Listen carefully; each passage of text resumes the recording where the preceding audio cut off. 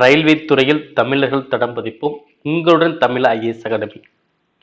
இன்னைக்கு இந்த என்ன பார்க்க போறோம்னா, அதாவது இன்று ஆர்ஆர்பி டெக்னீசியன் கிரேட் 1 கிரேட் 3 இதுக்கான தேர்வு இன்று ஆரம்பமாயிடுச்சு. இன்றிலிருந்து டிசம்பர் 30 வரை நடக்க இருக்குங்களா. இன்றைய தேர்வு எப்படி இருந்துச்சு, ஸோ எவ்வளோ ஸ்டூடெண்ட்ஸ் அட்டன் பண்ணாங்க, எவ்வளோ பேர் ஆப்ஷன் சேர்க்காங்க, இந்த சிபிடி ப்ராசஸ் பற்றி தெரியாதவங்க ஓகேங்களா, இந்த வீடியோ முழுமையாக பாருங்க. ஸோ உங்களுக்கு டீட்டெயிலாக உங்களுக்கு சொல்ல போகிறோம்.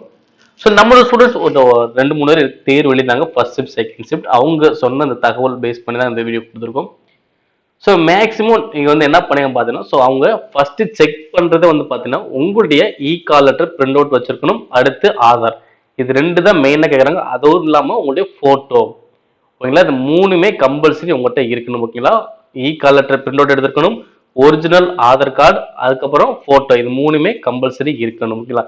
இதுல உங்களுக்கு எக்ஸ்ட்ரா உங்களுக்கு ஏதாவது ஐடி ப்ரூஃப் வேணும் நீங்க தனியா வச்சுக்கலாம் ஓகேங்களா. இதுதான் ஃபர்ஸ்ட் எடுத்து செக் பண்றாங்க சார் அப்படின்னு சொல்லியிருந்தாங்க. ஸோ அதுக்கப்புறம் பார்த்தீங்கன்னா உள்ள வந்து பார்த்தீங்கன்னா ஒரு அதாவது கையில வந்து வாட்சோ இல்லை கயிறு இந்த மாதிரி எதுவும் கட்டிருக்க கூடாது.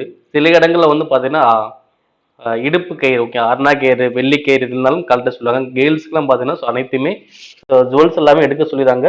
கல்யாணமான பெண்கள் மட்டும் தாலி தவிர மற்ற அனைத்துமே கழட்ட சொல்லிடுறாங்க ஓகேங்களா. இது வந்து அவங்களுக்கு செக்கிங் இருக்கு. ஸோ அதுக்கப்புறம் பார்த்தீங்கன்னா திரும்ப உள்ள போய் சிஸ்டம் அலாட் பண்ணிடுறாங்க.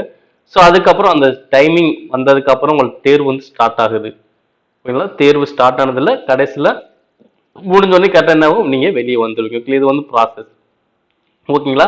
ஸோ அதுக்கு முன்னாடி அவங்களே நிறைய இன்ஸ்ட்ரக்ஷன் கொடுப்பாங்க. இதுல வந்து அங்கே நமக்கு நம்பர் வந்து ரோல் நம்பர் தான் அங்கே நம்மளுடைய யூசர் ஐடியா இருக்கும், பாஸ்வேர்டு வந்து நம்மளுடைய டேட் ஆஃப் பர்த் தான் பாஸ்வேர்டாக இருக்கும் அப்படின்னு சொல்லியிருந்தாங்க.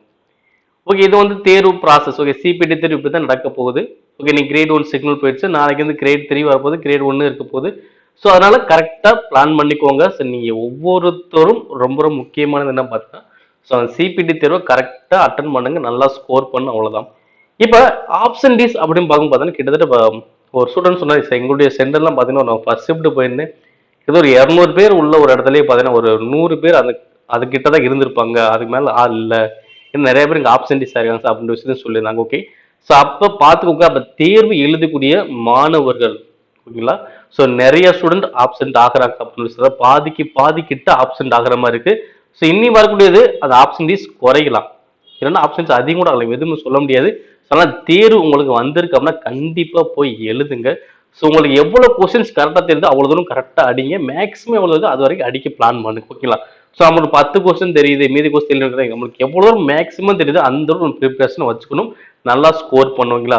ஸோ நிறைய ஸ்டூடெண்ட் ஆப்ஷன் ஆகிறாங்க, அப்போ நம்ம போய் எழுதினால வேலை கிடைக்கும் அப்படின்னு கேட்டால் அப்படி சொல்லணும். ஏன்னா இங்கே வேகன்சியை பொறுத்து சில விஷயங்கள் மாறப்போகுது ஓகேங்களா. ஸோ அதனால நம்ம மார்க்கும் முக்கியம். ஓகே, நம்ம போட்டி குறைவாகுது அப்படிதான் சொல்லுமே தவிர மித்தபடி நம்ம நல்லா ஸ்கோர் பண்ணா நம்ம அந்த வேலைக்கு நம்ம போக முடியும் ஓகேங்களா.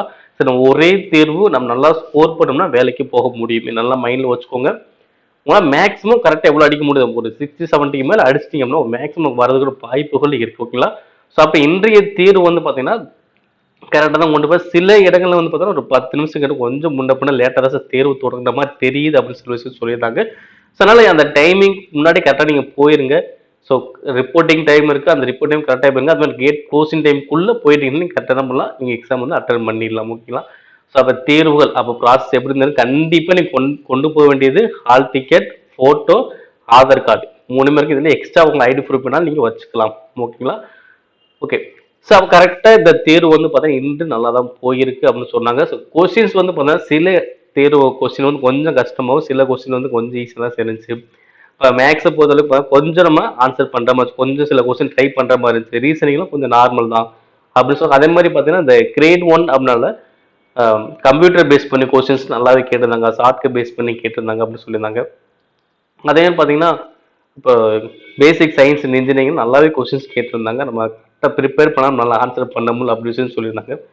ஸோ அடுத்த தேர்வு எடுத்து கிரேட் 3 உங்க கரெக்டாக மைண்டில் வச்சுக்கோங்க. உங்களுக்கு மொத்தம் 4 பார்ட் இருக்கு, maths, reasoning, science, general awareness ஓகேங்களா. மேக்ஸ் நல்லா ட்ரை பண்ணுங்க, ரீசனிங் நல்லா ட்ரை பண்ணுங்க, சயின்ஸில் 40 கொஸ்டின் வரப்போது அதை நல்லா பண்ணுங்க.